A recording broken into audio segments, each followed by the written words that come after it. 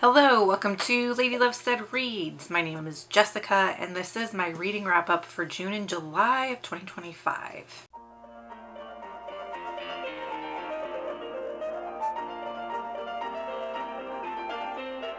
This one's not as organized as I usually am. I don't have stats for you because I haven't done any stats this summer, so maybe I'll do a separate video talking about my summer stats. And I'm doubling up June and July in one wrap-up video because I'm so far behind on my wrap-ups. It's September 15th as I'm filming this, so I've got to get a move on to get caught up on my wrap-up videos. I will be filming this in separate sessions because that's what works best for me. So you're going to see angle changes, outfit changes, background changes, lighting changes. Yeah, there's a box back there. Butterscotch playing in it. I've got a stain on my shirt from giving Maggie a bath. It's late at night after work on a Monday, and I'm just trying to squeeze in some filming when I can. So when I talk about the books that I read, I like to play the game MASH, which is a numbers game we played in the 90s that predicts your future, like what kind of job you'll have, where you'll live, who you'll marry, how many kids you'll have. So I break it up into 4 categories for the wrap-ups, and the categories would be house, which is of the books that I draw in that round, which setting would I want to be in. Spouse, which is who's crush-worthy from the round of books. Family, which would be what friend or family group do I want to be a part of from that round of books. And job, meaning what job would I do from that round of books. So I put all the titles of the books that I read in the month, or months in this case, into my apothecary jar, and then I draw 4 titles per round. So I have to assign 1 book to 1 category of MASH each round, if that makes sense. I don't remember how many books I read in June and July. I don't know how many rounds we're going to be doing here. So maybe go get a cup of coffee and settle in. There's a lot. Woo! All right, let's do the first round. The next Mrs. Parrish by Liv Constantine. Alice in Borderland, Volume 1 by Haro. Oh, I accidentally drew 2 that... No, it's just 1. Adult Children of Emotionally Immature Parents by Lindsey C. Gibson. Margot's Got Money Problems by Rupi Thorpe. Margot's Got Money Problems by Rupi Thorpe. This is an adult literary fiction, contemporary fiction. It is about Margot, who ends up pregnant unexpectedly and keeps the baby, and thus she has money problems because she's a college dropout, has a lot of trouble finding work, so she decides to start an OnlyFans account, and it's just her adventure of figuring out how to make money through this account. Her dad comes back into her life. Her dad is a wrestler, like a professional wrestler, think like WWE. And I loved him as a character. He is so quirky, but he's also such a cinnamon roll character, just such a softie. He loves his kids. He loves his grandkid. And I loved him as a character in this. And this was actually one of my favorite books that I read this summer. It was funny, it was heartfelt, it was well written, it had really good pacing. Would you like Margot's Got Money Problems? You would like this if you like slice of life stories. You would like this if you like contemporary literary fiction around being a single mom, being a young single mom. You would like this if you like stories about complicated family dynamics. I don't remember my ratings on most of these. I do think I gave this book a really high rating, either like a 4.5 or a 5-star. For MASH, I picked house, which would be like the setting. It'd be cool to be their roommate because they just have a lot of fun together. Alice in Borderlands, Volume 1 by Haro. This is a manga, adult horror thriller manga. Ooh, so in this group of teenagers, they're very angsty, and they hang out one night and they see these fireworks go off. And after the fireworks go off, they're in a different realm. And it's this realm similar to the Hunger Games where they have like these challenges they have to make it through or die. And this blew me away. It was so well done. It was horrifying. Like, this manga volume is like what my nightmares are like. Like, they're horrifying. This book, it just, like, I held my breath as I was reading this book. Like, so would you like this? You would like this if you like things that are really intense and like high stakes and suspense. You would like this if you like stories about puzzles, because they're essentially solving puzzles to get through these different levels. You would like this if you like manga similar to, I guess, The Promised Neverland would be the closest, or Death Note even. I definitely gave this 5 stars, and I will continue the series. For MASH, I picked romantic partner or spouse. There is this character that's friends with the guys. He's a little older than the teenagers. He works at a bar and he's kind of a self-made man, and he's really interesting, and I want to know more about his backstory. So of all the 4 that I drew this round, I think he would be the spouse option. The next, Mrs. Parrish by Liv Constantine. This is the second book in the Mrs. Parrish series. This one picks up right where the first book leaves off, which I can't say a whole lot about because I'll spoil the first book for you. I didn't like this book. I feel like what she does in this book undoes what's so wonderful about one of the characters in the first books.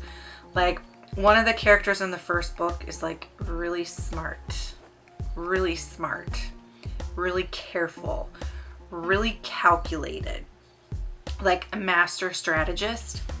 But in the second book, she's suddenly stupid, like, and makes really stupid choices. And it just like undoes what made her great in the first book. I don't feel like this book needs to exist. I think it should have stayed a standalone. I gave it 2 stars. Would you like it? If you like loved The Last Mrs. Parrish, you might like this just to be back in the universe. Although I would caution you, because I think that it ruins some of the first book in a lot of ways. You might like it if you like a domestic thriller. For MASH, I picked Job because one character that features kind of heavily in this is a therapist, and I think I would be a decent therapist. And last in this round, we have Adult Children of Emotionally Immature Parents by Lindsey C. Gibson. This is an adult nonfiction, and it's about emotional immaturity in parenting. Part of it like is advertised as a way to heal and move on when you have been a child with a parent that is emotionally immature, but they really don't go too far into that. They mostly just talk about what is emotionally immature parenting, how does emotionally immature parenting affect the kids, and how does it shape their behavior and self-perception. It doesn't give you a whole lot on actually like, okay, how do you heal? So if you're looking for a book about healing, this isn't for you. If you want a book that just talks about, okay, what is it? What are the effects of it? You might like it. I gave it 3 stars. For MASH, I picked Friend or Family Group because it would be great to have families that understood this stuff and were able to be mature adults. Let's do another round. Listen to Me by Tess Gerritsen. Icing on the Curse by Samantha Silver. The Good Living Guide to Medicinal Tea by Jennifer Brown. Dead Flip by Sarah Farizan. Listen to Me by Tess Gerritsen. This is book, I want to say 13 in the Rizzoli and Isles series. It is the last book that she's written in the Rizzoli's Isles series. Last is in the most recently published. It sounds like she's not done writing books in the series though. This is about a couple of different storylines. So one, Jane's mom actually gets a point of view in this, which is new. And she is like spying on the neighbors and thinks something weird is going on with her neighbors, that there's some sort of crime going down and etc. So she's trying to get her daughter Jane, who is the police officer, to listen to her and take her seriously, because she thinks that there's something seriously wrong going on. And then Maura and Jane also have a case that they're trying to solve. This to me read like kind of like the earliest one, the first book in this series, and not even quite that good. So the first 2 books in the series are pretty standard police procedurals, and then books 3 through like 11 get into an exploration of what is evil. Tess Gerritsen essentially asks the question, what is evil? And each book addresses a more specific question about evil. So like one of them is like, is evil biologically inherited, right? She seems to have gotten strayed away from that line of inquiry in these books and gone back to just standard police procedurals, starting with book 12 and 13. And I don't really like that as much as the previous books that really focus on exploring like, what is evil? Where does it come from? What does it mean? I feel like it loses what makes the series special for me. So I gave it 3 stars. Would you like this? You would like this if you like a standard police procedural. I mean, it's pretty entertaining. The mystery is good. It's hard to solve. The characters are well developed. We get some forward movement in their lives with that larger story arc. But it was a miss for me again. Book 2 is a miss for me.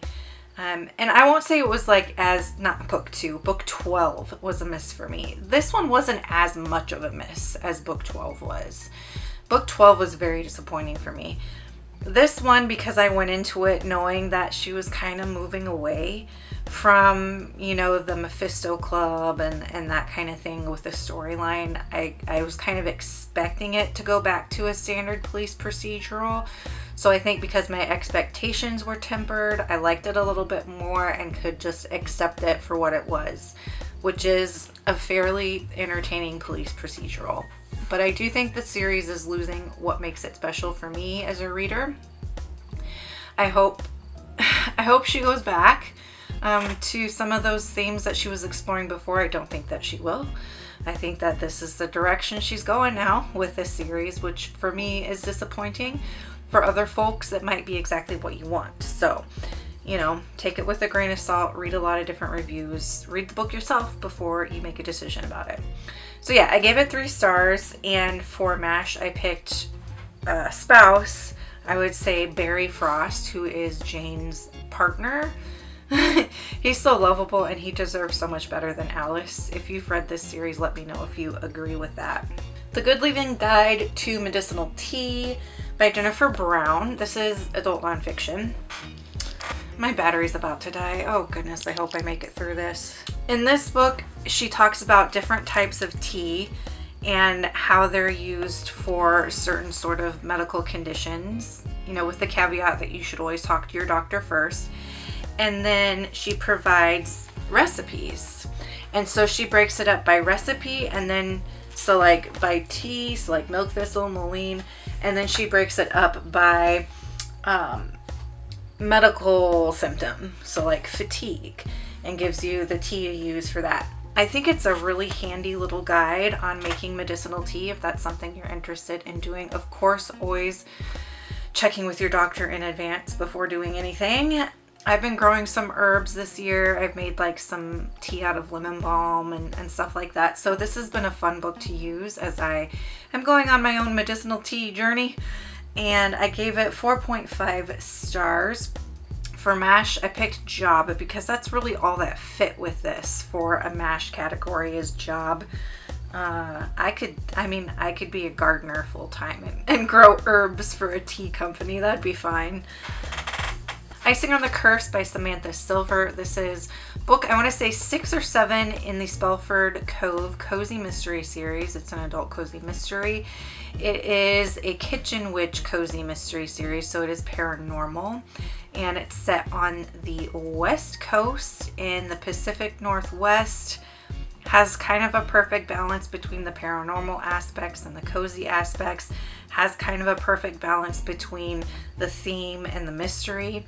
I love this series. Objectively, it's like a 3-star, but if I were to rate it solely on my enjoyment, it'd be like a 5-star. It's such a comforting read for me. Something about this series just works for me in my brain. So for MASH, I picked Friend or Family Group. Yes, Friend or Family Group, because the cousins in this, they're wonderful, and they have conflict, but they deal with it in really healthy ways. Dead Flip by Sarah Farizan. This is a young adult sci-fi, and this is set in the 90s, and this kiddo plays a video game in an arcade and ends up getting sucked into the video game. And in the real world, everybody thinks that he's just gone missing. And then the storyline fast forwards to like the early 2000s, and the kids are now teenagers, and suddenly Sam comes back. So the guy that gets sucked into the video game comes back, and he's telling his friends about how he got sucked into this game and all the implications of that. This was a really fun book. I very much enjoyed it. It's just a good time. This isn't one that's meant to make you think real hard about anything. It's sheer entertainment, and entertaining it was. I believe I gave it 3.5 stars. I'll definitely read from this author again. For MASH, I picked Setting because it would be really interesting to be inside a video game. Don't you think? No? Maybe not. Let's do another round. I'm in between teaching classes. Did I just drop one? No. I'm in between teaching classes right now. So I'm gonna make myself a little snack, do a little filming, and then teach my next class. Okay. So first, oops, I drew 2 that round, my bad. So Done and Dusted by Lyla Sage. Legends and Lattes by Travis Baldree. Gone with the Wind by Margaret Mitchell. Victorian Psycho by Virginia Feito. For my snack, I'm just having like these Laughing Cow cheese wedges on some crackers. This was actually a pretty easy round to decide which MASH categories to go with. So Victorian Psycho by Virginia Feito. This is a newer release. I think it was released at some point this year, and it's an adult horror novella. It is about this governess named Winifred, and she is absolutely unhinged. Like, she's a psychopath. So that's where the title comes in there, Victorian Psycho. And it basically, like, it's like American Psycho, only set in the Victorian era, and the psychopath is a female governess, and just all the wild, disgusting things that she does. There are some larger themes in there about like womanhood, Victorian womanhood, and rights of women and things like that. I thought this was a really good, I think it's her debut, and I thought it was a really good debut.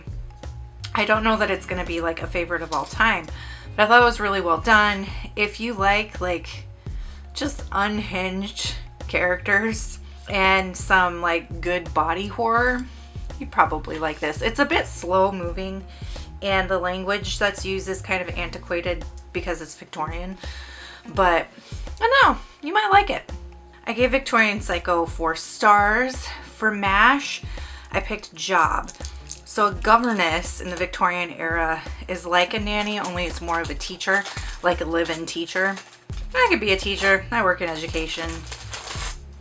Done and Dusted by Lyla Sage. This is book 1 in the Rebel Blue Ranch series. This is an adult cowboy romance series, and this is set at Rebel Blue Ranch. The main character in this one is a barrel racer, and she's had an accident on her horse and is afraid to ride again, so she goes back home to Rebel Blue She falls for a bartender named Luke, I believe his name is. And he is her older or maybe middle brother's best friend. I can't remember which brother, but he's brother's best friend. And so they have to keep their relationship kind of a secret until they figure out like what it is and where it's going. I thought this was okay. I wanted a little bit more character development in terms of the psychology of the characters. Felt like that was a little bit lacking. And then I also thought like the ranching content was lacking. So one of my criticisms of this book is that it could happen with Luke being a barista at a coffee shop in New York City, and the story more or less could play out exactly the same because there's so little like actual cowboy ranching content in it.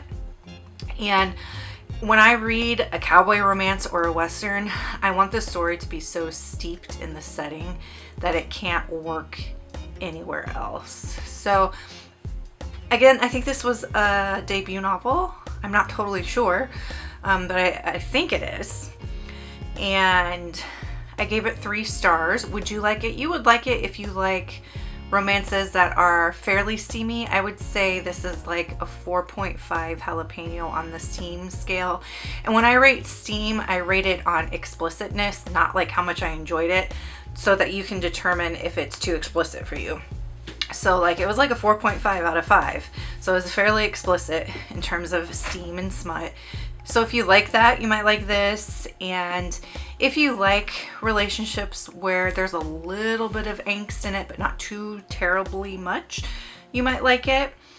A lot of people really love this series. So definitely don't write it off based on what you're hearing me say. For MASH, I picked love interest. One of the brothers in here I think is pretty crush worthy. Not the older brother.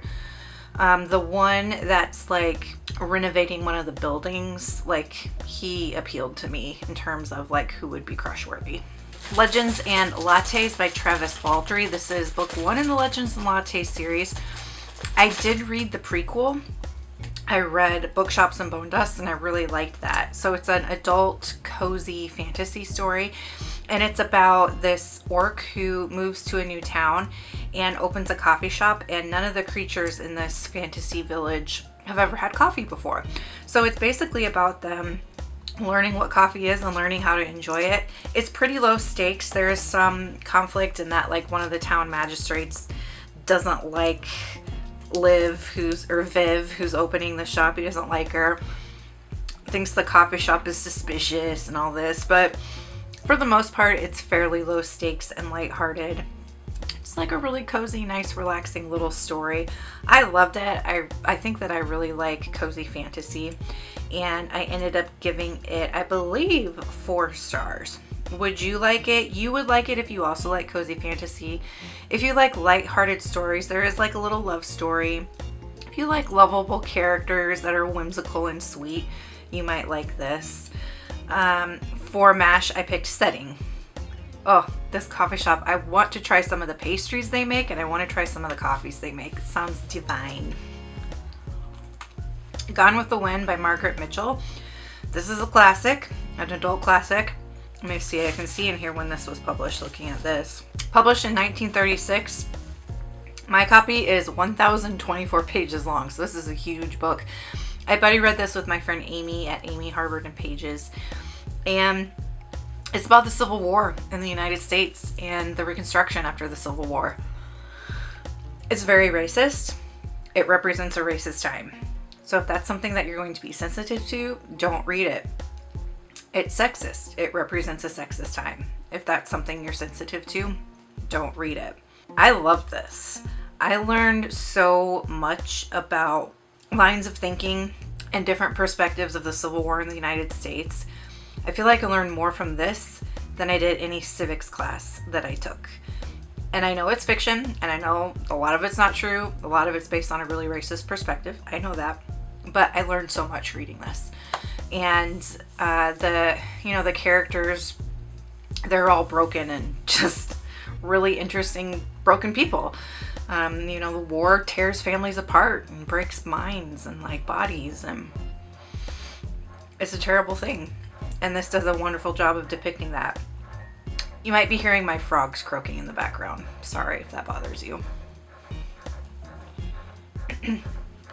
I gave it 4.5 stars. I think Amy also gave it 4.5 stars.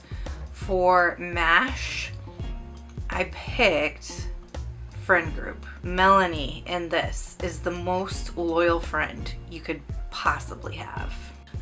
Okay, let's finish this wrap up. If I'd had to guess, I think there's 2 more rounds. So first we have Beaches, Bungalows, and Burglaries by Tonya Kappes. Ooh, I got hair in my eyelashes. Second, Malice by John Gwynne. Granny's Got a Gun by Harper Lin. So I've got 2 cozies in this round so far. Nevermoor by Jessica Townsend. I've got a couple books to grab. This was actually really easy. Okay. Nevermoor, The Trials of Morrigan Crow by Jessica Townsend. This is a middle grade high fantasy. It's actually one of my favorite middle grade fantasies of all time. I'm rereading it because my friend Sherry and I are planning to read together the most recent book that was published in this series, which came out this year. And it's been quite a while since Jessica Townsend published Hollowpox, which is book 3. And when I sat down to read the newest release, which is Silverborn, I realized I really needed a refresher on the rest of the series because it's been like 5 years since Hollowpox came out. So this was a reread for me and kind of a read skim because I remembered a good chunk from Nevermoor. I remembered a good chunk from Wondersmith. Hollowpox, though, I'm having to reread more closely. But this one, I was able to reread pretty lightly, pretty quickly. Thoroughly enjoyed it. Loved being back in the world. I love the characters. So this is about Morrigan Crow, who is a cursed child. And she's destined to die on her 12th birthday. So this man named Jupiter North whisks her away into a land called Nevermoor and essentially saves her life. And she ends up going to a magical school and there are trials and it's wonderful. If you're a fan of Harry Potter or you're looking for a replacement to Harry Potter, I really do recommend this series. I don't want to say it's similar to Harry Potter because it's definitely its own universe, but it has some similar themes and, you know, some similar like pieces of action and stuff like that. But I mean, it's definitely its own world and I love it. I love it. It's, yeah, as I said, one of my favorites. So I gave it 5 stars. For MASH, I picked Setting because in this, there's this sentient hotel. And if you've been around my channel for a while, you know I love a sentient building. And it's like a really good sentient hotel. Not evil, it's good. And it sounds amazing. Malice by John Gwynne. This is book 1 in the Faithful and the Fallen series. My friend Amy at Amy Harper Lin Pages is doing a read along of this series. And in Malice, it's a lot of setup. This is really similar to Game of Thrones. So if you like Game of Thrones, you might like this. I like Game of Thrones way, way better than I liked this one. For me, there are some issues with pacing, some issues with character development. Like I didn't feel like one character even needed to exist. There wasn't a lot of differentiating factors between one character for another, so a lot of them felt like plot devices. I would say that this series is definitely more plot and action heavy than it is character or idea heavy. So if you like that, you might like this. I happen to like character and ideas better. So this first book was not my favorite, but it was entertaining enough. And I gave it 3 stars. For MASH, I picked Friend Group because there are some like really tight-knit friend groups in this series. Granny's Got a Gun by Harper Lin. This is book 1 in the Undercover Granny series, and this was also a reread. I had read book 1 years ago and wanted to continue the series and didn't, and enough time passed that for me to continue the series, I needed to reread book 1, which happens for me. So this is about an ex-CIA agent who is now retired and living in town with her son and grandson. And she's in this book club, and someone in the book club dies, and she investigates the death because she does not think that it was natural causes. This is a really fun, short little novella. I think all of the books in this series are more novellas than they are full-size books, and they're hilarious. Like, I find them to be so funny. I've read book 2 since reading book 1, but here for book 1, on paper I gave it 3 stars. For enjoyment, I'd give it closer to a 4 stars if I was rating strictly on enjoyment. For MASH, I picked Job because one store that features heavily in this is a pet store. So I'd be the pet store owner. Beaches, Bungalows, and Burglaries by Tonya Kappes. This is book 1 in her series. I forget what it's called. Editing just will put it on the screen here, but it's about an RV park basically. So this woman whose husband ends up being kind of a criminal, he goes to prison, and she ends up inheriting like this campground, and so she goes to the campground with a camper van, and her goal then is to renovate this campground and make it something that she can live off of financially. And in that process, someone is murdered, and of course it's a cozy mystery, so she's gonna be a sleuth and solve the murder. This one, what stood out to me with this one was the ending of this made me so sad.